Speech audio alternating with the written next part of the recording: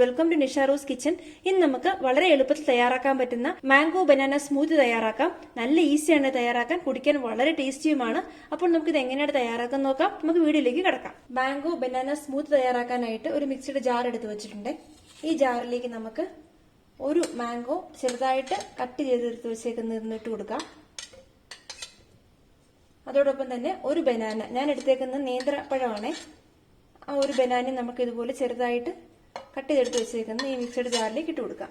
ഇനി ഇതിലേക്ക് നമുക്ക് 2 സ്പൂൺ ഷുഗർ ചേർത്ത് കൊടുക്കാം. ഷുഗറിന് പകരം ഹണി വേണമെങ്കിൽ നമുക്ക് യൂസ് ചെയ്യാവേ.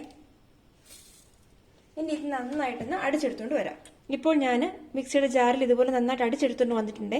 ഇനി നമുക്ക് ഇതിലേക്ക് ഐസ് ക്യൂബ് ഇട്ട് കൊടുക്കാം.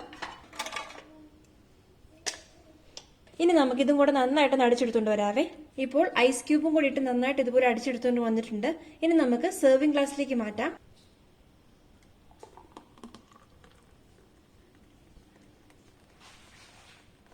അപ്പോൾ നമ്മുടെ നല്ല അടിപൊളിയായിട്ടുള്ള വളരെ ടേസ്റ്റി ആയിട്ടുള്ള മാംഗോ ബനാന സ്മൂത്തി ഇവിടെ റെഡി ആയി കഴിഞ്ഞിട്ടുണ്ട്.